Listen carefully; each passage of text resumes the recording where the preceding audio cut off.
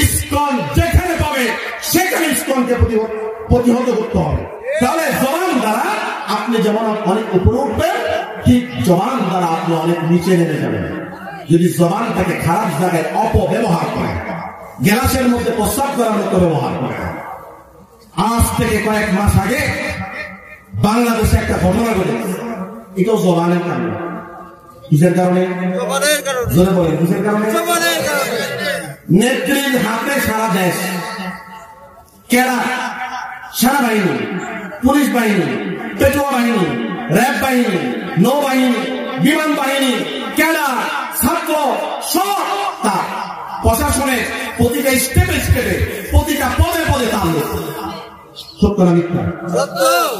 এইভাবে জোর গলায় কেউ কথাও বলতে পারে না। ওয়াজ মাহফিল বন্ধ, মাইক কেন আছে? এত ক্ষমতা পায় গেছে, বাপরে বাপ। যারা তারা খায় জমিন খেয়ে ফেলায়, বাড়ি খেয়ে ফেলায়, দোকান খেয়ে ফেলায়, মার্কেট খেয়ে ফেলায়, করছেন কথা বলে ভয় পালা হলো। এখন আগের দিন নাই, এখন ভয়ের কোন দিন নাই।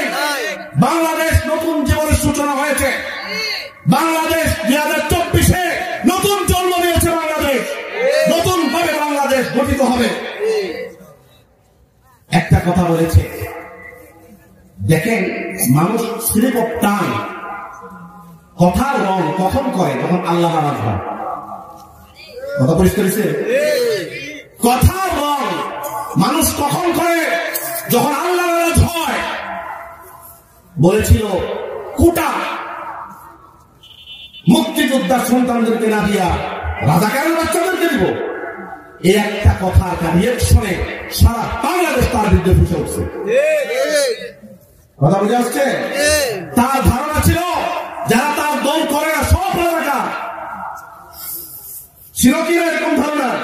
দেশটা তার বাপদাদার দেশ। পালায়া দিল্লি গেল কেন? পালায়া সৌদি আরব যেতে পারবে? তাহলে বোঝা গেল তুমি দিল্লির তৈরি, দিল্লির প্রোডাকশন। এই দেশে যদি আদান ভালো লাগে, কেরাত ভালো লাগে, মসজিদ ভালো লাগে, মাদ্রাসা পছন্দ না হয়, আর ওলামা পছন্দ না হয়, এদেশ ছেড়ে দাদার বাড়ি দিল্লিতে চলে যাও। গেট খোলা, সব কয়টা দিল্লিতে গিয়ে পড়েছে। তাহলে বোঝা গেল মোল্লার দৌড় মসজিদে, আর এই সমস্ত নাস্তিকদের দৌড় দিল্লিতে। এরা হিন্দুত্ববাদী থেকে তৈরি। দিল্লিতে গিয়ে আপনি অনেক ট্রাম কার্ড দিচ্ছেন, এনে নামাইছেন, ঘরে নামাইছেন, আনসার নামাইছেন, এখন ইসকনকে নামাইছেন। ইসকন যেখানে পাবে সেখানে ইসকনকে প্রতিহত করতে হবে। ইসকন একটি উগ্র হিন্দুত্ববাদী সংগঠন। ওই ইসকন যে দেশে যায় ওই দেশে অশান্তি সৃষ্টি করে। আজকে আমার বড় হেফাজতে নাই। বাংলাদেশের আলেম ওলামা শুধু ইসলাম নিয়ে থাকে না, দেশের স্বাধীনতা সার্বভৌমত্ব নিয়েও কথা বলে। আমরা দেশকে ভালোবাসি।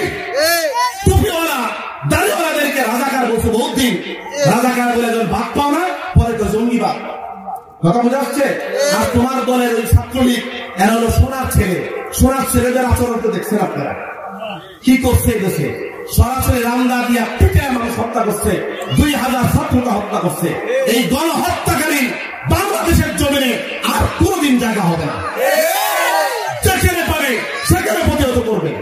বাংলাদেশের জনগণ ইসলাম প্রিয়। এদেশের জনগণ ইসলাম চায়, এদেশের জনগণ মসজিদ চায়, এদেশের জনগণের সকালে ঘুম ভাগে ফজর আযান দিয়া।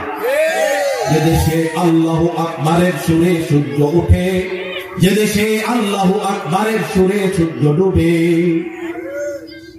যে দেশের গঞ্জে গ্রামে কৃষক শ্রমিক সবার টুটে, সজরে লা ইলাহা ইল্লাল্লাহর জিকির ওঠে, ইমানের দগ্ধ আগুন জ্বলছে সবার বুকে বুকে, ইমানের দগ্ধ আগুন জ্বলছে সবার বুকে বুকে, সেরিয়া সে আগুন ছড়িয়ে দিতে দেশ থেকে দেশান্তরে।